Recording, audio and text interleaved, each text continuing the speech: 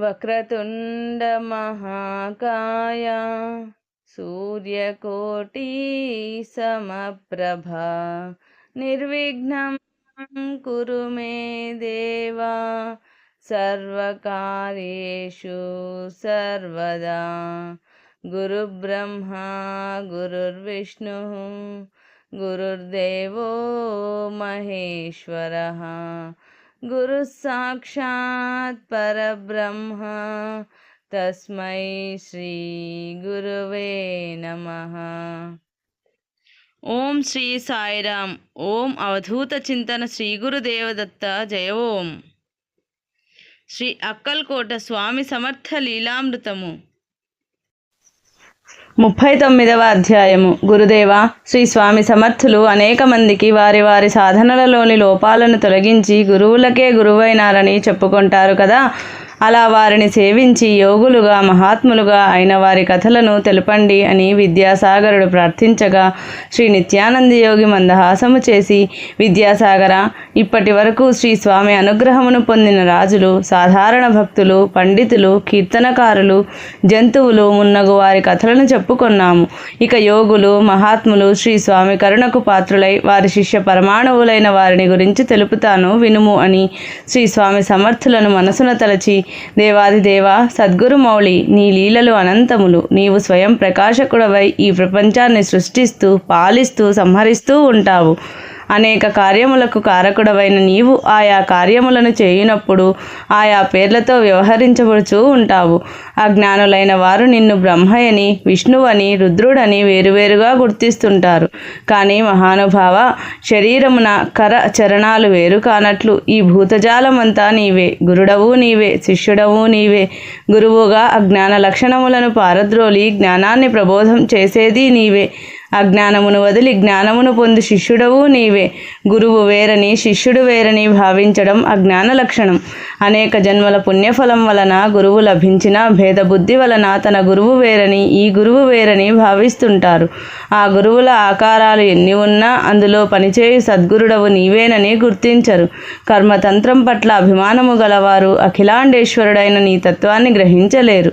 నిష్కాములైన వారు మాత్రమే నిన్ను ఆశ్రయించి నీ పాదములను అర్చించి సేవించి నీ నిజతత్వాన్ని అవగతం చేసుకోగలుగుతారు. పంచభూతాత్మకమైన జీవిలాగా కనిపించడమే నీ మాయా విలాసం.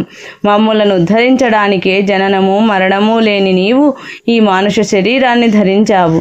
ఓ దత్తావతార, సచిదానంద స్వరూప, సద్గురుదేవ, శ్రీ స్వామి సమర్థ, మమ్ము కరుణించి నీ తత్వమును, నీ లీలలోని మర్మాన్ని స్ఫురణకు తెచ్చి అనుగ్రహింపుము అని కన్నులు మూసుకొని శ్రీ స్వామిని ప్రార్థించగా శ్రీ స్వామి సమర్థులు అఖండమైన తమ దివ్య స్వరూపాన్ని దర్శింపచేసి ఆశీర్వదించారు. శ్రీ స్వామి అనుగ్రహించిన దర్శనములో వారిచే అనుగ్రహింపబడిన యోగులందరితో సహా కనిపించిరి. శ్రీ నిత్యానందుడు విశ్వరూపము వంటి ఆ దృశ్యమును, దానిలోని విశేషములను మననం చేస్తూ చాలాసేపు ఉండిపోయారు. విద్యాసాగరుడు నిత్యానందుని ముఖవర్చస్సులో మారుచున్న కళలను చూచి వారికి శ్రీ స్వామి దర్శనమైనదని గ్రహించెను. తిరిగి కొంత సమయం గడిచాక నిత్యానందులు తమలో తాము మందహాసం చేయుచుండగా చూచి, శ్రీ స్వామి గురుదేవా అని చేతులు జోడించెను. నిత్యానందుడు ఆ పిలుపు విని కన్నులు తెరిచి వాని వైపు చూచి శ్రీ స్వామివారి లీలను ఇంకనూ వినాలనే కుతూహలం అతనిలో గమనించి, వత్స, శ్రీ స్వామిచే అనుగ్రహింపబడిన మహాత్ములు యోగులు అనేకులు గలరు. వారు చూపిన లీలలు అనుగ్రహములను చెప్పుకుంటే ఒక్కొక్కరిది ఒక్కొక్క మహోన్నత గ్రంథం అవుతుంది. అందువలన లఘువుగా వారందరి విషయములను తెలుపుతాను, గ్రహించుము. లోకములో ఇనుమును బంగారముగా మార్చు శక్తి పరుసవేధికి ఉంది. కానీ అలా బంగారుగా మారిన ఇనుప ముక్క తాను స్వయముగా ఇనుమును బంగారముగా మార్చలేదు. ఒక జ్యోతి నుండి అనేక జ్యోతులను వెలిగించవచ్చు. అలా వెలిగిన జ్యోతులన్నీ ఒకేలాంటి ప్రకాశమును ఇస్తుంటాయి. అలాగే గురువు తనను పూర్తిగా ఆశ్రయించిన శిష్యుణ్ణి తనంతవానిగా చేయగలడు. వారినే తత్వదర్శులని అంటారు. శ్రీమద్ భగవద్గీతలో శ్రీకృష్ణ పరమాత్మ అర్జునునికి మోక్షకాములైన వారు ఇట్టి తత్వదర్శి అయిన గురువును సేవించమనే చెప్పి ఉన్నారు. ఆళంది శ్రీ నరసింహ సరస్వతీ స్వామి. పండరిపురంలో విఠల్ స్వామి అని ప్రసిద్ధి చెందిన గొప్ప వేద పండితుడుండేవాడు. అతడు నిరంతరము యోగ సాధనలో అనేక సంవత్సరములు గడిపాడు. ఈ యోగ సాధన ద్వారా అతడు కొన్ని దివ్య సిద్ధులను పొందాడు. ప్రజలు వీరిని గొప్ప యోగి పుంగమునిగా గౌరవించి పూజించేవారు. అతడు చక్కటి కీర్తనాకారుడు కూడా. అనేక వేదాంత విషయములను కీర్తనల ద్వారా, ఉపన్యాసముల ద్వారా సరళమైన భాషలో చెప్పుచుండేవాడు. అతని ఆరాధ్య దైవం శ్రీ దత్తాత్రేయ స్వామి. పాండురంగాన్ని నిత్యము సేవించుచున్న వారిలో శ్రీ దత్తాత్రేయ స్వామినే దర్శించేవాడు. అతడు హఠయోగ సాధన చేస్తూ అందులో ఆజ్ఞాచక్రం వరకు వెళ్ళి ఆగిపోయేవాడు. అతడికి ఆ చక్ర విషయం పూర్తిగా బోధపడలేదు. చాలా కాలం ప్రయత్నించి విఫలుడై ఎవరైనా సద్గురువు ద్వారా ఈ అవరోధమును తొలగించుకోవాలనని నిశ్చయించుకొని అట్టి గురువుకై అన్వేషణ చేయసాగెను. ఆ సమయంలో ఆయనకు శ్రీ స్వామి సమర్థుల గురించి తెలియవచ్చింది. పండరిపురంలో భీమానది ఉద్ధృతంగా ప్రవహిస్తున్న సమయమున శ్రీ స్వామి నదిపైన నడిచిన విషయము, మంగళవేళలో మహోల్, షోలాపూర్లలో చూపిన లీలల గురించి తెలిసినది. వారు ప్రస్తుతం అక్కల్కోటలో ఉన్నారని తెలిసి అష్టసిద్ధుల కంటే అతీతమైన వారి శక్తిని గుర్తించి అట్టి వారే తన అవరోధమును తొలగింప సమర్థులని విశ్వసించి అక్కల్కోటకు బయలుదేరను. విఠల్ స్వామి పండరీపురం నుండి పాదచారి అయి అక్కల్కోటకు వచ్చుచు శ్రీ స్వామిని మనస్సులో మరీ మరీ తలుచుకుంటూ వారి అనుగ్రహంతో నా సాధన పరిపక్వం కావాలని కోరుకుంటూ నామ సంకీర్తన చేస్తూ రాసాగను. అక్కల్కోటలో శ్రీ స్వామి సమర్థులు, పండరిపురంలో విఠల్ స్వామి తనను విశ్వసించిన క్షణములోని వీరి మనోభావమును గ్రహించినారు. వారు అక్కల్కోట వచ్చుచున్న వార్త ఇచ్చటకు చేరక మునుపే భండారా అనగా భోజనశాల వద్దనున్న శ్రీ స్వామివారు రాజా మాలోజీరావుతో ఒక జింక చర్మము తెప్పించి తమకెదురుగా రోడ్డు పైన వేయించమని, ఒక యోగి తమ దర్శనార్థం వచ్చుచున్నారని తెలిపిరి. రాజావారు ఒక నౌకరు ద్వారా ఒక జింక చర్మమును తెప్పించి రోడ్డుపైన పరిపించిరి. మిట్ట మధ్యాహ్నం వేళకు విఠల్ స్వామి అక్కల్కోటకు చేరి శ్రీ స్వామివారు భండారా వద్దనున్న విషయం గ్రహించి నేరుగా అక్కడికి వెళ్ళెను. దూరము నుండియే శ్రీ స్వామి సమర్థులను చూచి అచ్చటనే సాష్టాంగదండ ప్రణామములు ఆచరించెను. శ్రీ స్వామి చిరునవ్వు నవ్వి రోడ్డు మధ్యలోనున్న జింక చర్మమును చూపిరి. వినయముతోనూ భక్తితోనూ వీరు దత్తావతారులేనని విశ్వసించి వారు చూపిన ఆసనముపై కూర్చుండెను. అట్లు కూర్చున్న విఠల్ స్వామిని తన కృపాదృష్టితో చూస్తూ శ్రీ స్వామి సమర్థులు ఈ క్రింది శ్లోకమును పఠించారు. షష్ఠుం భ్రూమధ్య చక్రం తత్ర అంగుష్టమాత్రం జ్ఞాననేత్రం దీపశిఖాకారం ధ్యాయేత్ వాచా సిద్ధిర్భవతి. ఆ శ్లోకం వింటుండగానే విఠల్ స్వామికి ఆజ్ఞాచక్ర స్థితి జాగరితమై కుండలినీ శక్తి సహస్రారమును చేరినది. అట్లు చేరి ఆనందానుభూతిలో సమాధి స్థితి నొందాడు. 2 గంటల సేపు ఆ స్థితిలో అలాగే ఉండిపోయాడు. తర్వాత శ్రీ స్వామి సమర్థులు తిరిగి తమ కృపాదృష్టిని ప్రసరింపజేశారు. అప్పుడు విఠల్ స్వామి మరలా మామూలు లౌకిక స్థితికి వచ్చారు. శ్రీ స్వామివారు విఠల్ స్వామిని సంత శిరోమణి శ్రీ జ్ఞానేశ్వర మహారాజ్ జీవ సమాధి ఉన్న ఆలంది పట్టణం చేరి అక్కడ నివసింపుమని ఆజ్ఞాపించిరి. శ్రీ నరసింహ సరస్వతి అనే దీక్షానామంతో సన్యాస దీక్ష తీసుకొని ఆలంది గ్రామం చేరిరి. అది పరమ పవిత్రమైన క్షేత్రమని, తన ఆధ్యాత్మిక జీవితమును అనువుగా ఉండునని తలంచి శ్రీ స్వామివారి ఆజ్ఞతో శాశ్వత నివాసం ఏర్పరచుకోవాలని వచ్చిరి. కానీ వారు ఆ ప్రదేశములో చేరునాటికి ఉన్న వాతావరణమును చూచి చాలా నిరుత్సాహపడిరి. పూర్వము అచ్చటి బ్రాహ్మణులు వేద పఠనము, ప్రస్థానత్రయము, సంత జ్ఞానేశ్వరుల వారి భగవద్గీత వ్యాఖ్యానము, జ్ఞానేశ్వరులను పూర్తిగా పఠించుచు ఆచారవంతులై జీవించేవారు. కానీ ఆ సమయంలో కలి ప్రభావంతో అనాచారపరులై వేదాధ్యయనము చేయక జ్ఞానేశ్వరుని ప్రస్థానత్రయమును వదిలేసి అసభ్యకరమైన పనులకు లోనయ్యారు. వారిలో పూర్తిగా నాస్తికత్వం ప్రబలిపోయింది. సాధు సంత శిరోమణి నివసించి జీవ సమాధి పొందిన ఆ గ్రామములో సాధు సంతులను గౌరవించువారు కరువైనారు. శ్రీ నరసింహ సరస్వతి అచ్చట పరిస్థితి అంతా గ్రహించి ఎంతో ఉదాసీనుడయ్యను. పరమ పవిత్రమైన ఆ స్థానమునకు తిరిగి పూర్వపు వైభవమును, పవిత్రతను ఎలాగైనా కలిగించాలని మనస్సులో దృఢమైన సంకల్పం శ్రీ నరసింహ సరస్వతికి ఏర్పడినది. ఆయన కనుల ముందు వెళ్ళి ఆలందిలో నివాసం ఏర్పరచుకొని ఆశీర్వదించిన శ్రీ స్వామి సమర్థులు దర్శనమిచ్చారు. అప్పుడు నరసింహ సరస్వతికి శ్రీ స్వామి ఆలంది వెళ్ళమన్న మాటలకు అర్థం తెలిసినది.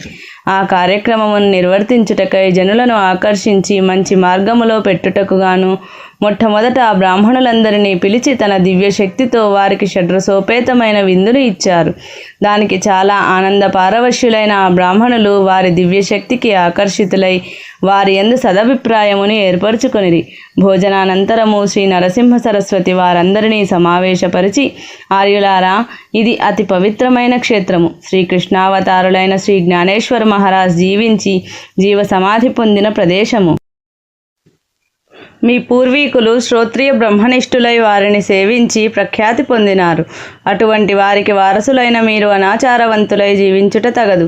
మీరు ప్రతినిత్యము ఇటువంటి విందు పొందాలనుకుంటే నిత్యం జ్ఞానేశ్వరి ప్రస్థానత్రయము వేదమంత్రములను వల్లెవేయవలను అని వారందరికీ హితబోధ చేసి ఆశ చూపెను. క్రమక్రమముగా వారందరూ ఆ విందు భోజనములకై స్వామి చెప్పినట్లు చేయసాగారు. శ్రీ నరసింహ సరస్వతి వారితో నామ సంకీర్తనలు, అఖండ నామ జపయజ్ఞములు చేయించసాగారు.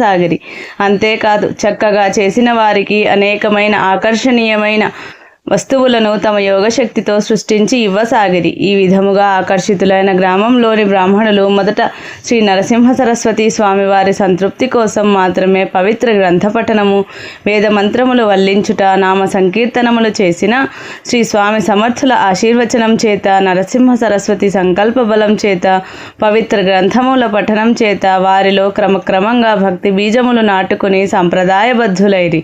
తిరిగి ఆ క్షేత్రమునకు బ్రాహ్మణులకు పూర్వ వైభవం కలిగినది. అది ఆళంది చరిత్రలోనే గొప్ప ఘట్టము.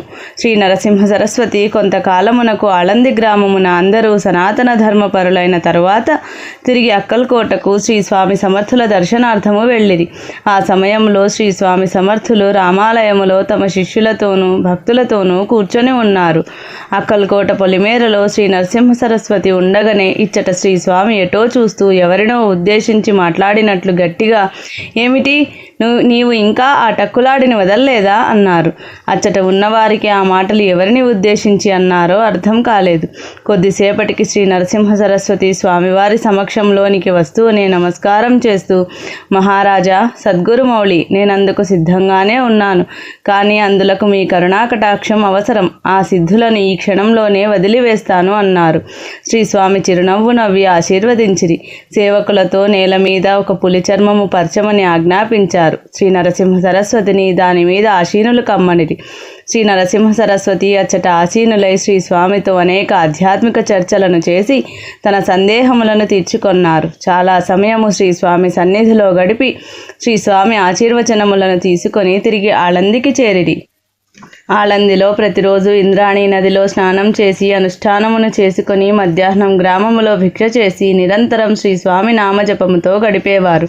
వారు తీవ్రమైన సాధనతో సిద్ధులను ప్రదర్శించటం మాని మహోన్నతమైన శక్తిని పొంది గొప్ప యోగీశ్వరులైనారు. వారు వేదాంతపరమైన ఉపన్యాసం చేయువారు. అతట ఎన్నియో ధర్మశాలలు కట్టించినారు. విరివిగా అన్నదానం చేసేవారు. వారిని సేవించి వారికి శిష్యులై ప్రసిద్ధి చెందిన వారు ఎందరో కలరు. అందులో మహర్షి అన్నాసాహెబ్ పట్వర్ధన్ ఒకరు. వారిని శ్రీ స్వామి సమర్థులే స్వయంగా నరసింహ సరస్వతిని సేవించుమని పంపిరి. మరియు శ్రీ మాధవనాథ మహారాజ్, శ్రీ పాలేకర్ మున్నగు వారు కలరు. విద్యాసాగర, ఒకనాడు ఆళందిలో శ్రీ నరసింహ సరస్వతి అర్జునుని అవతారంగా చెప్పుకునే సంఘటన జరిగినది.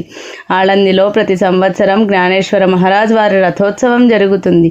ఆ రథాన్ని శ్రీ నరసింహ సరస్వతులే తయారు చేయించారు. అయితే ఒకసారి రథోత్సవంలో ఆ రథం కదలలేదు. భక్తులందరూ ఎంత ప్రయత్నం చేసినా రథం కదలలేదు. ప్రజలు ఆందోళన చెందుచుండగా ఆ సమయంలో శ్రీ నరసింహ సరస్వతి ధ్యానంలో ఉన్నారు. ఆయన ఈ విషయం గ్రహించి, ఓ కృష్ణ, ఒకప్పుడు నీవు నా రథం తోలావు, ఈనాడు నన్ను నీ రథం తోలమంటావా అని లేచి వచ్చి రథంపై కూర్చొనగానే రథం సాగిపోయినది. ప్రజలు ఆనందోత్సాహాలతో వేడుక చేసుకున్నారు. జ్ఞానేశ్వర మహారాజ్ శ్రీకృష్ణుని అంశ అయితే శ్రీ నరసింహ సరస్వతి అర్జునుడి అవతారంగా గుర్తించి ప్రజలు సేవించసాగినారు. నరనారాయణులు ద్వాపర యుగంలో శ్రీకృష్ణార్జునులా అవతరించారని, వారే తిరిగి జ్ఞానేశ్వరుడిగా నరసింహ సరస్వతిగా ఈ యుగములో అవతరించారని భక్తులు విశ్వసించేవారు. ఆళందిలో శ్రీ నరసింహ సరస్వతి 12 సంవత్సరములు జీవించి సమాధి పొందిరి. ఆళందిలో నేటికి శ్రీ నరసింహ సరస్వతి మఠం కలదు. వారి జీవ సమాధి కూడా అక్కడే ఉన్నది. వారికి నేటికిని అనేక మంది శిష్యులు కలరు. ప్రతి సంవత్సరము వారు శ్రీ నరసింహ సరస్వతి పుణ్యతిథిని అత్యంత వైభవంగా జరుపుచున్నారు. విద్యాసాగర, శ్రీ నరసింహ సరస్వతి అంత గొప్ప యోగిగా మలచబడుటకు శ్రీ స్వామి సమర్థుల కరుణాకటాక్షమే కారణము.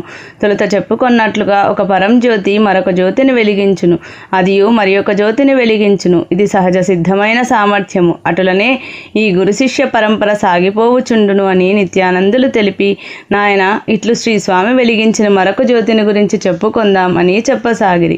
ఇది విద్యాసాగర శ్రీ నిత్యానంద యోగి సంవాద రూపమున శ్రీ దత్తాత్రేయ సంప్రదాయ శిష్య పరంపరలోని శ్రీ శ్రీ శ్రీ స్వామి విఠలానంద సరస్వతి మహారాజ్ విరచిత శ్రీ అక్కల్కోట స్వామి సమర్థ లీలామృతము 39వ అధ్యాయము సంపూర్ణం.